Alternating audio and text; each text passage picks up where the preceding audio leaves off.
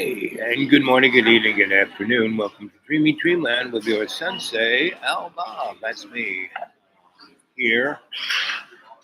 Ah, and the other day was June 10th, 10th, 10th, 10th, 10th, whatever that is.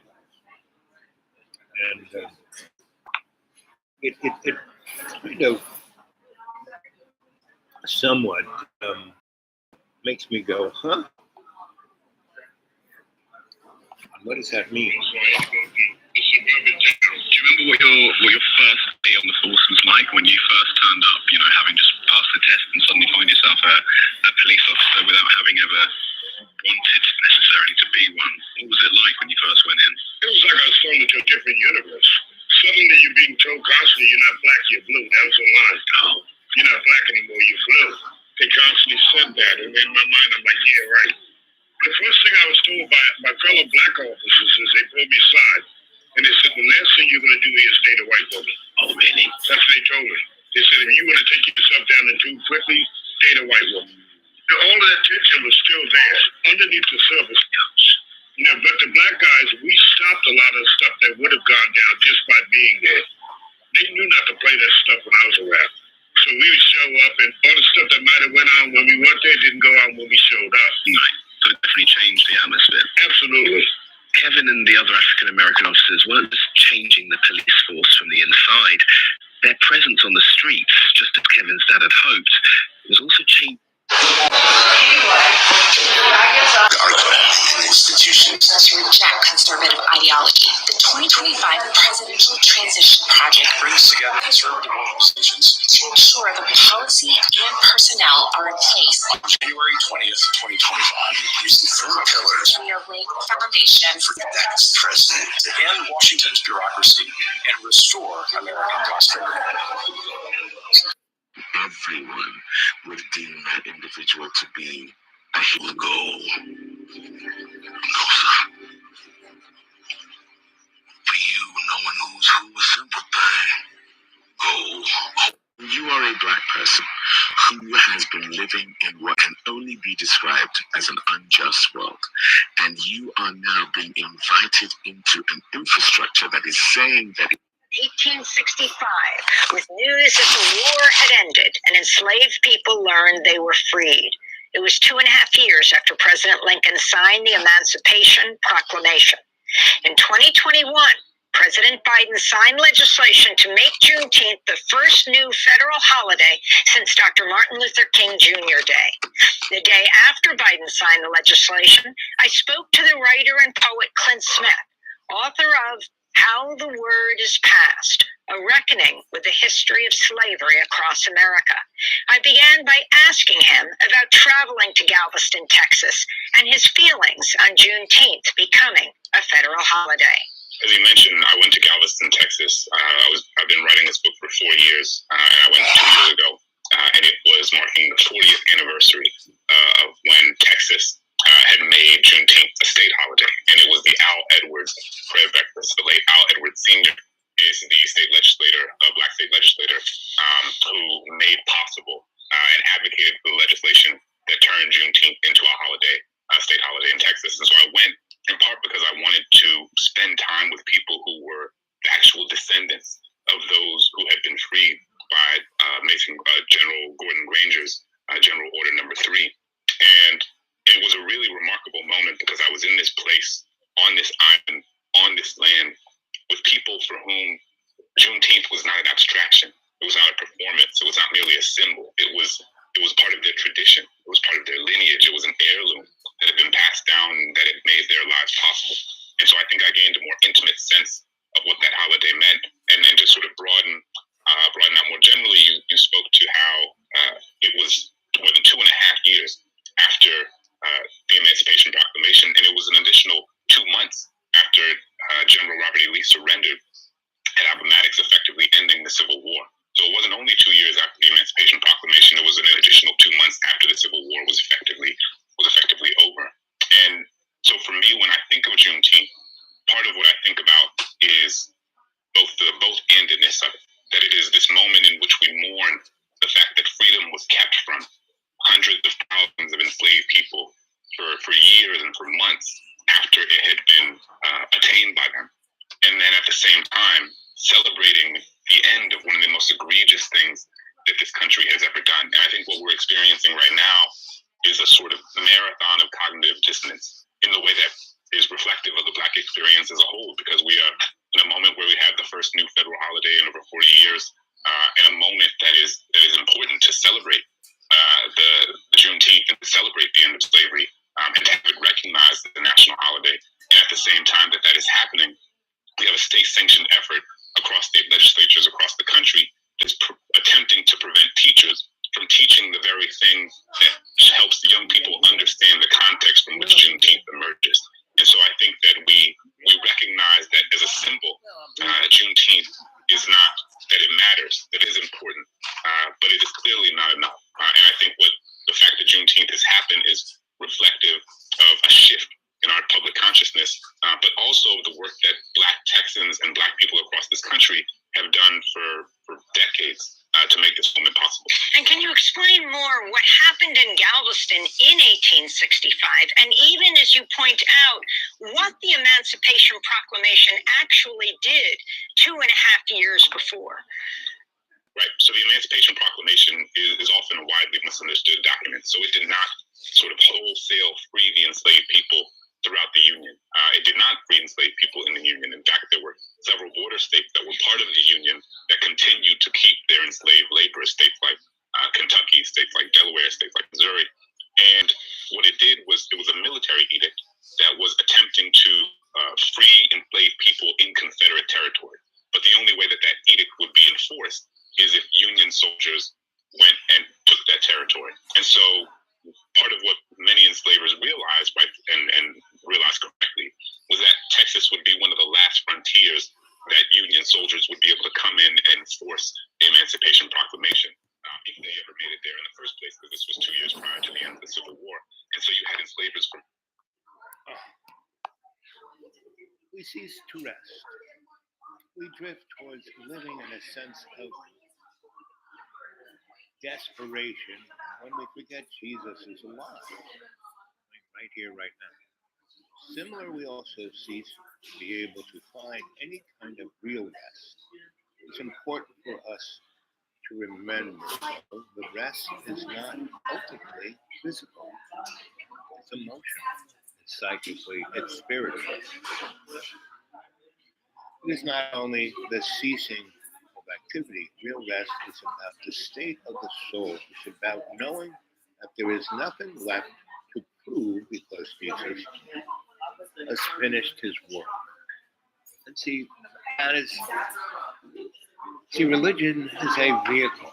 It takes the word and propagandizes, right? Jesus' work is never done because it is a work in progress, and we are that progress. We are that co-creation. And that's really the true essence of what a Christian is. A Christian is someone who is in co-creation with God. Right? And, there is a Trinity. There's God, the Godhead. There's the God of Jesus who was incarnated in the body. And there was God, the Spirit, right? That's inside of us, that we are co-creating with God. And so that essence is in pretty much all religion. It's like race. There is only one race. It's called the human race. If you are black, if you are white, if you are red, yellow, whatever color you are, that is just a characteristic of a class, right? A cohort of the human race, right? And it's due to geographic essence of where you lived, what you were exposed to environmentally, right? But the essence of the human spirit is the same across. Like Muslims are Christians on steroids. I'd love to see some Christians pray 5 times a day, stop whatever they're doing, lying prostrate on their face, on their knees, praying to God. I'd love to see that. It's the same God, same Abrahamic God, same God as the God that the Hebrew nation, right? And so today, what we consider as Israel is not the Hebrew nation. It is the Anunnaki, right? It is the Zionist. It's a political state, right? Not representing a spiritual essence. Because if it represented a spiritual essence, it wouldn't be killing millions of people in the Gaza Strip, right? And it'd be one thing if they just dropped a nuke and fried them all, but it's like every day those poor people are suffering a death every day, whether they're dead or not, whether the concrete ceiling falls on top of them and crushes them, or the bomb blows them into a million pieces, or sets them on fire in their tent. They are dying every day, right? And again, a good portion, about 30% of the Palestinians are Christians, and 18% of them are Southern Baptists, right? Get a hold of that, kids.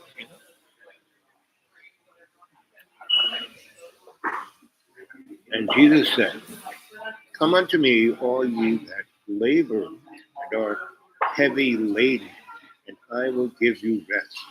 Take my yoke upon you and learn of me, for I am meek, lowly in heart, and ye shall find rest unto your souls. For my yoke is easy, and my burden is light." His yoke is forgiveness. His burden is love, right? To express those are more powerful than any ideology, anything, right? And we are now in a presidential election, right? November of this year, we're going to have an election between Donald Trump and Joe Biden, right? And there is no difference. They're both slime. They both represent the corporate structure. They both represent, you know, the I don't know what you call it. The Federation, the hidden hand, the high table, the dark state. It's all relative, right? And even people who think they're rich are poor because if all you can measure, like I live on $400 a month, right? And so I live in a place that is like the Garden of Eden, it's a deep green. And I picked this place 25 years ago, and it has stayed this amazingly deep green place up until around 21, 22. And then all the cockroaches from California and from Florida and Texas and New Jersey and Charlotte, Atlanta have all come up. And basically, the mob has purchased all the property. Right? They went to all the counties, looked at who was back on their taxes, and just bought the properties out from underneath them. So there's 3,500 homeless people in the woods who 5 years ago were living on their family land, their family farm, their family acre. And it's all been taken over. So now this land is so geologically, geographically, environmentally sensitive. Maybe it's basically Sawtooth Mountain Range. It's an accordion between the Blue Ridge and the Appalachian Mountain Range. It's got 200 square acres, 200 square miles, kind of from Jonesboro up to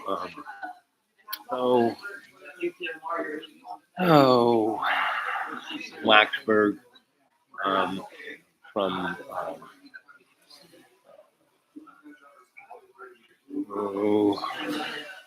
Kingsport down to Asheville, North Carolina. So it's in a very, like in that area, especially along the Blue Ridge Mountain, especially along the Blue Ridge Parkway, there are more cures to illness on Earth to humans than in any pharmacy. Right? Oh, there's our boy. Is that you?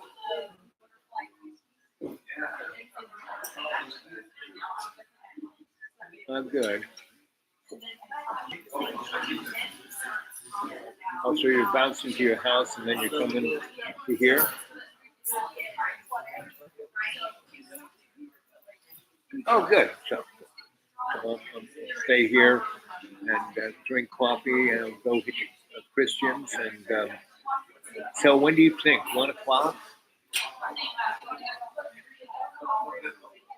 Okay, good. Because I'm going to go to the tire place around 2.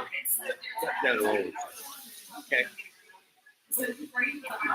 Okay, baby. Catch you later. Yep. Yep. It's my man. A real hero. He served his country. Doing the strangest of strange stuff. First as a soldier in Vietnam, and he was an Air Force boy taking care of those F-105s, and he's really smart, really good. He's a country boy, and they said, we're going to send you up and smart you up. And he was found himself in the midst of some very strange stuff. And he and I kept bumping into each other in these strangest of strange places, but he was keeping his eyes straight forward. Me, and I'm looking every which way. And it wasn't until years later that we bumped into each other around this neck of the woods, and we were both looking at strange things because there's a lot of paranormal stuff going in this Sawtooth Mountain Range, this accordion, all these tunnels and caves left over from ancient times with some pretty ancient stuff in them and characters. I mean, one of the reasons why I have the a little deep green I do, just like the school was. School was a very paranormal place, and John is being affected by it. Doesn't even know he is, right? But John has been affected. We keep calling John the canary in the conscious coal mine, the illiterate saint of suffering, and he's his own worst enemy, and we all are, right? And that's a big problem, right? And so God, being Jesus, being our spirit, kind of understood this and said, we are going through all of this to learn. It's nothing about being punished or any of the big sin, or no, it's about learning, right? About who and what we are. But if Jesus is not, and that thing that I come unto me, all ye that labor and are heavy laden, and I will give you rest. Take my yoke upon you and learn of me, for I am meek and lowly in heart, and yet ye shall find rest unto your souls. For my yoke is easy, and my burden is light. His yoke is forgiveness, his burden is love. Right? But if Jesus had not been raised from the dead, and his work was not, and his not truly finished. See, religions are just a business plan, right? Now, the teachers, the people who have been of spirit, are usually taken unto the corporate structure and utilized, right? And so, I mean, just look at the Holy Roman Empire, Spanish Inquisition.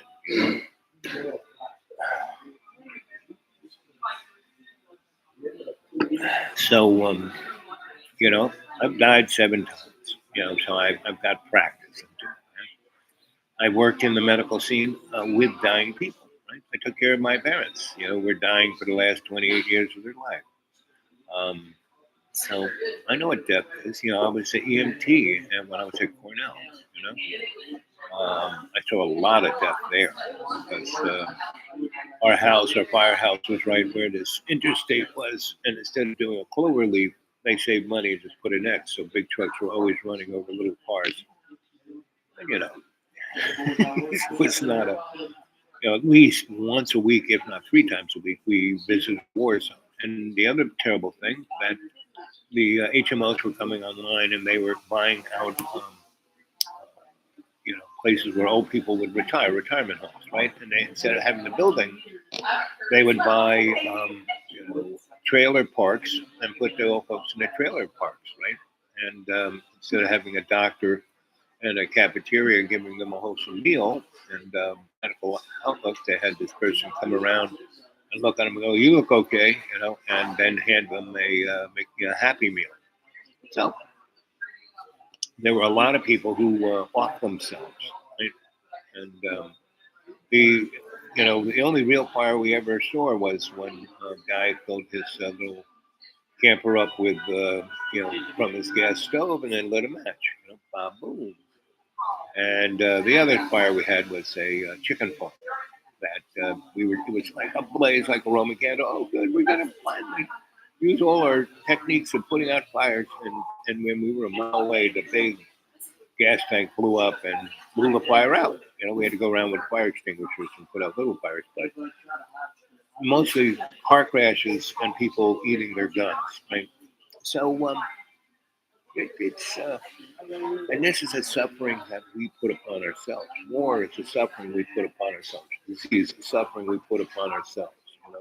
Economic failures of So I live on $400 a month. I don't even ask you guys for any money in my PayPal because I really don't need it. I mean, it was for that first few years, it was nice getting an extra $100 a month, right?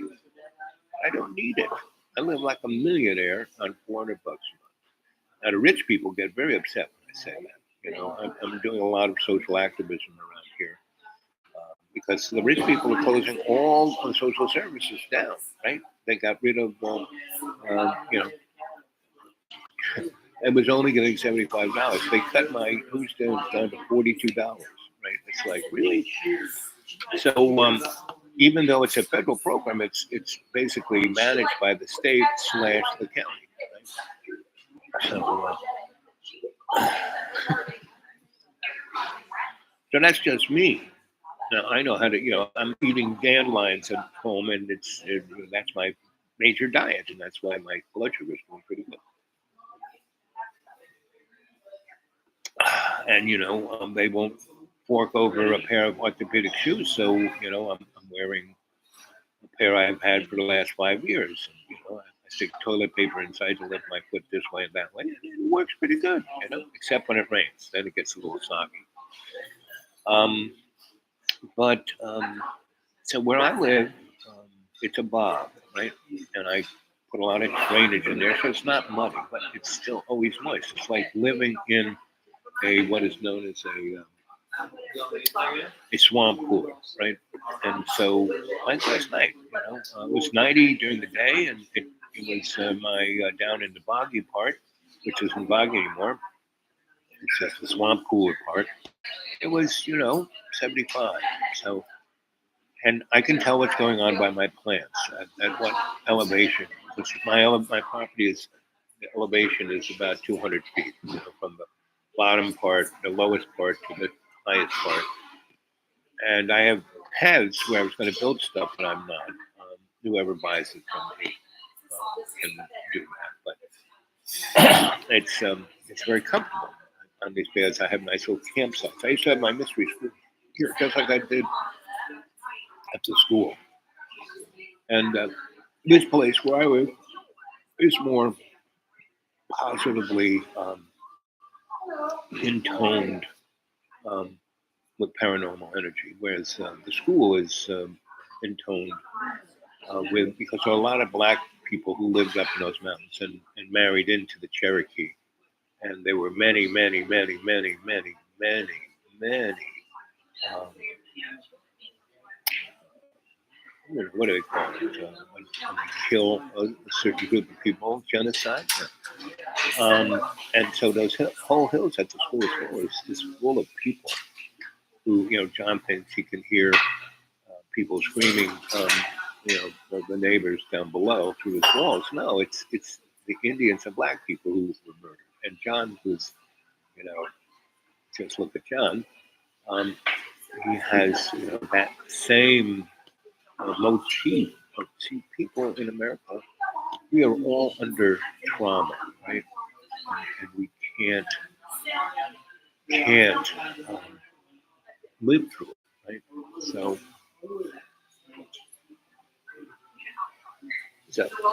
I'm going to give you a little more of this.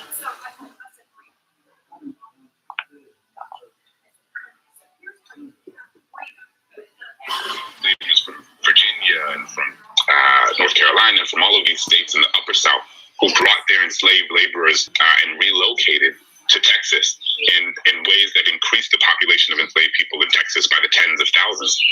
And so when Gordon Granger comes to Texas, he is making clear and letting people know that the Emancipation Proclamation had been enacted in ways that, because of the topography of Texas, and because of how spread out and rural and far apart from different systems of information many people were, a lot of enslaved people didn't know that the Emancipation Proclamation had happened. And some didn't even know that General Lee had surrendered at Appomattox 2 months prior. And so part of what this is doing is making clear to the 250,000 enslaved people in Texas that they had actually been granted freedom 2.5 years prior, and that the war that this was all fought over had ended 2 months before. During the ceremony making Juneteenth a federal holiday, President Biden got down on his knee to greet Opal Lee, the 94-year-old activist known as the grandmother of Juneteenth. This is Biden speaking about Lee. As a child growing up in Texas, she and her family would celebrate Juneteenth. In Juneteenth 1939, when she was 12 years old, a white mob torched her family home. But such hate never stopped her any more than it stopped the vast majority of you I'm looking at from this podium. Over the course of decades, she's made it her mission to see that this day came. It was almost a singular mission. She's walked for miles and miles, literally and figuratively, to bring attention to Juneteenth, to make this day possible. And this is Opal Lee speaking at Harvard School of Public Health. I don't want people to think Juneteenth is just one day. There is too much educational components. We have too much to do. I even advocate that we do Juneteenth, that we celebrate freedom from the 19th of June to the 4th of July. We were free on the 4th of July, 1776. That would be celebrating freedom. You understand? If we were able to do that. And that is Opal Lee, considered the grandmother of Juneteenth. And Clint, one of the things you do in your book is you introduce us to grassroots activists. This doesn't come from the top. This comes from years of organizing, as you point out, in Galveston itself, and with people like, not that there's anyone like Opal Lee. Yeah, no, absolutely. Part of what this book is doing, it is an attempt to uplift the stories of people who don't often get the attention that they deserve in how they shape the historical record. So that means the public historians who work at these historical sites and plantations. That means the museum curators. That means the activists and the organizers, people like Take 'em Down Nola in New Orleans, who pushed the city council and the mayor to make possible the fact that what name is there for this sort of violence? What do you call it when the road you walk on to preserve their way of life? But see, the thing under the robe of Lady Liberty and how the story is, she received slavery, past of reckoning with the history of slavery across America. Can you talk about the journey you took? You were just mentioning where you grew up in Louisiana, the map of the streets of Louisiana, and why you feel it is so critical not only to look at the South, but your chapter on New York is something that many will be shocked by, the level of when people talk about the South and slavery, that New York, of course, had enslaved people. It did. It was really important for me to include a chapter on New York City and a place in the North more broadly, in part because, while the majority of places I visit are in the South is where slavery was saturated and where it was most intimately tied to the social and economic infrastructure of that society. It most certainly also exists in the North. What a lot of people don't know is that New York City, for an extended period of time, just in the country after Charleston, South Carolina. And in 1860, on the brink of the Civil War, when South Carolina was about to secede from the Union after the election of Abraham Lincoln, that New York City's mayor, Fernando Wood, from the Union alongside the Southern states because political and political infrastructure were so deeply entangled and and tied to the slaveocracy of the South. Also that the Statue of Liberty was originally conceived by Edouard de Laboulaye, a French abolitionist, who conceived of the idea of the Statue of Liberty and giving it to the United States as a gift. It was originally conceived as an idea to celebrate the end of the Civil War and to celebrate abolition. But over time, that meaning has been, even through the conception of the statue, right? The original conception of the statue actually had Lady Liberty breaking shackles, like a pair of broken shackles on her wrists to symbolize the end of slavery. And over time, it became very clear that that would not have the sort of wide mainstream support of people across the country. Obviously, this having been just not too long after the end of the Civil War, so there were still a lot of fresh wounds. And so they shifted the meaning of the statue to be more about a sort of inclusivity, more about the American experience, the American project, the American promise, the promise of democracy, and sort of obfuscated the original meaning to the point where even the design changed. And so they replaced the shackles with a tablet and the torch, and then put the shackles very subtly sort of underneath her robe. And but the only way you can see them, these broken chains, these broken links, are from a helicopter or from an airplane. And in many ways, I think that is a microcosm for how we hide the story of slavery across this country, that these chain links are hidden out of sight, out of view of most people, under the robe of Lady Liberty, and how the story of slavery across this country is very, as we see now, very intentionally trying to be hidden and kept from so many people, so that we have a fundamentally inconsistent understanding of the way that slavery shaped our contemporary society today. But before we end, you are an author, you're a writer, you're a teacher, and you are a poet. Can you share a poem with us? I'd be happy to. And so when you're a poet writing nonfiction, that very much animates the way that I approach the text. And so this is this is an adaptation or an excerpt from the end of one of my chapters that originally began as a poem that I wrote when I was trying to think about some of these issues that I brought up. Growing up, the iconography of the Confederacy was an ever-present fixture of my daily life. Every day on the way to school, I passed a statue of P.G.T. Beauregard riding on horseback, his Confederate uniform slung over his shoulder, and his military cap pulled far down over his eyes. As a child, I did not know who P.G.T. Beauregard was. I did not know he was the man who ordered the first attack that opened the Civil War. I did not know he was one of the architects who designed the Confederate battle flag. I did not know he led an army predicated on maintaining the institution of slavery. What I knew is that he looked like so many of the other statues that ornamented the edges of this city.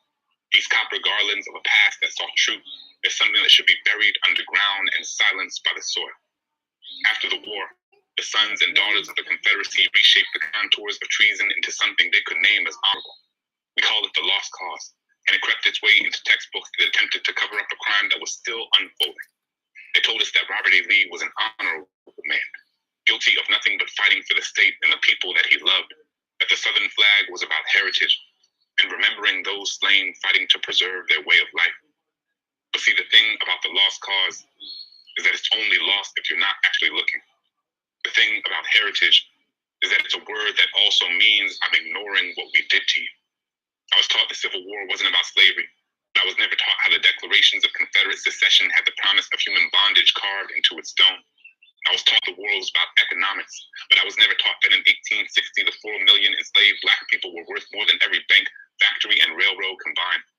I was taught that the Civil War was about states' rights, but I was never taught how the Fugitive Slave Act could care less about a border and spell Georgia and Massachusetts the exact same way. It's easy to look at a flag and call it heritage when you don't see the Black bodies buried behind it. It's easy to look at a statue and call it history when you ignore the laws written in its wake. I come from a city abounding with statues of white men on pedestals and Black children playing beneath them, where we played trumpets and trombones to drown out the Dixie song that still whistled in the wind. In New Orleans, there are over 100 schools, roads, and buildings named for Confederates and slaveholders. Every day, Black children walk into buildings named after people who never wanted them to be there. Every time I would return home, I would drive on streets named for those who would have wanted me in chains. Go straight for 2 miles on Robert E. Lee, Take a left on Jefferson Davis. Make the first right on Claiborne. Translation, go straight for 2 miles on the general who slaughtered hundreds of black soldiers who were trying to surrender. Take a left on the president of the Confederacy who made the torture of black bodies the cornerstone of his new nation. Make the first right on the man who permitted the heads of rebelling slaves to be put on stakes and spread across the city in order to prevent the others from getting any ideas. What name is there for this sort of violence? What do you call it when the road you walk on is named for those who imagined you under a noose? What do you call it when the roof over your head is named after people who would have wanted the bricks to crush you? Clint Smith, author of the book How the Word is Passed, A Reckoning with the History of Slavery Across America, speaking on Democracy Now! In 2020. Well, guys, I'm going to split. Battery's got low. I might come back a little later. Around 2-ish. If I have any battery left. But anyway, I just wanted to leave that smorgasbord of what we're heading into. Our presidential election should be, after, when it's all said and done. And, we're going to have more of the same. And environmentally, this summer is going to be hotter than hot. And thousands of people are going to die of heat. We're going to, in Texas, in the East Coast, in Louisiana, we're going to have a meltdown of our electric grid, right? And up there in Virginia, in the mountaintop, the new mountaintop gas pipeline, we're going to try and run gas turbines to juice up the old grid, and that'll burn out the grid. Plus, the gas pipeline itself will fail, environmentally, catastrophically be, and that'll just be the beginning. I mean, California, Las Vegas, all these cities that are out in the desert that, stay alive with air conditioning, not going to happen. Now, there's plenty of water around now, but it's not getting to where it needs to go. So, and you have to realize that all of these things are being done on purpose. They're all scripted. They're all done on purpose. We are being forced into a new agenda. The old school is going to be the new school. So, anyway. And the girl who was the waitress here, I asked her for coffee, and she's like, "We got out already."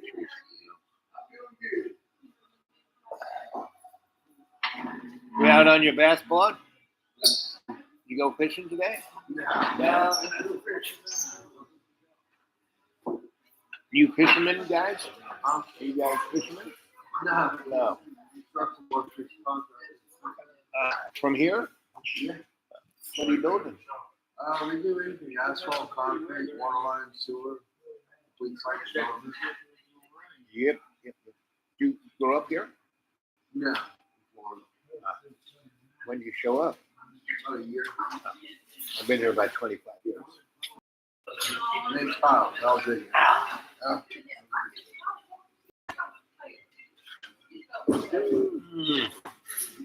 What part of Florida? Fort Pierce. Fort Pierce. Fort Pierce quite well. I had a place in Port St. Lucie, and another one in Stewart. Stewart's a beautiful town. Yeah, Stewart's cool. I lived, and that used to be where movie stars used to hang out in the 30s. And I had a movie star house. It was right at the end of the peninsula where the sewer line was, and it broke. So it smelled like shit. So nobody wanted it, so I got it for nothing. And then I found some guy who was in the parking lot, said, "I'll work for lunch," and I bought him lunch, and I fixed it. Yeah, it was very cool. Yeah, that was in the early O's. Yeah. Early 2000s. Yeah, I had a nice little fishing cabin down in the Keys on mile marker 45. Yeah. I was there before they built the causeway. when they were still driving on the old railroad train track, was pretty. I mean, the highway was about as wide as the table, the tractor cable. It was what it was, you know. But once they put that causeway in, boy, everyone could go there. Quadrupled the population. Yeah. Well, they had two different bridges. Two different, you know, they had, you know, one bridge going one way. I mean, yes, they had a divider when it was on an island, but when it was causeway, and that causeway and this causeway. So no, it was. I used to live in the Keys before Disney showed up. You know, when there was nobody there. And all the streets were dirt, and you could walk around, and you could have your dog with you. Dogs had, you know, actually dogs were being more behaving than the humans. Humans were pretty much off the hook. And years ago, somebody let parrots go there. So, yeah. It was some and so instead of bluebirds and robins, there were parrots everywhere. Yep. And I used to live in Alabama. It's a nice place and all this. Today, if you go on the Florida Keys today, you used to be able to find a house for $300,000 or $400,000. right. The house that I had there is worth almost $2 million now. They ain't done nothing to it. Right. It has look. You know, like little trailer parks and stuff like that. They don't really exist. All in commercial. Yeah, corporate. Yeah, corporate. Just like this place. The mob has bought up this place and building it. I used to live in Asheville in '91 when no one lived in Asheville. I mean, the population was 40,000. Now it's 500,000.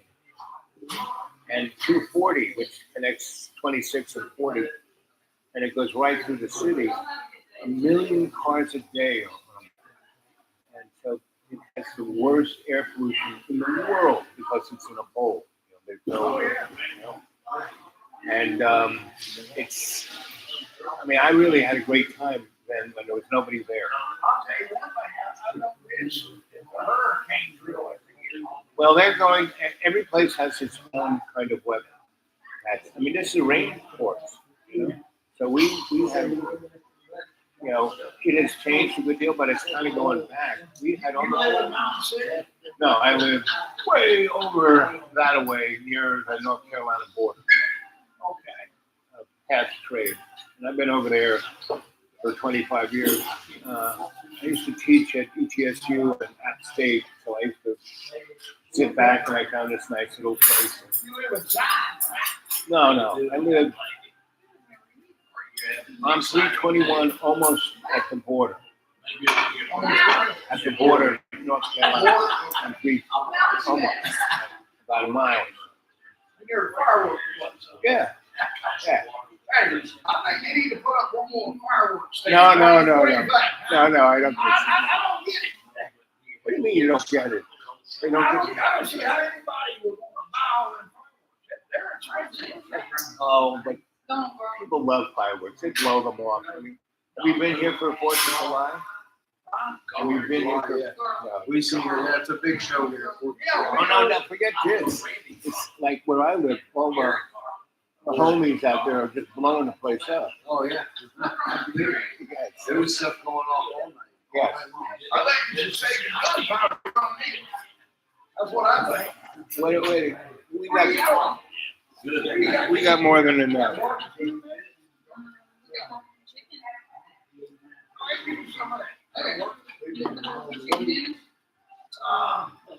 Real big. So they cut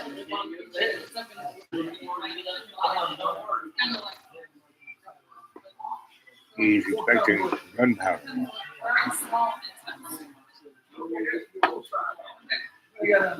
Is that the special today? No, our special is meat. I'm not sure what. Yeah, meatloaf, man. These guys make good meat. Yeah, no, they're very good on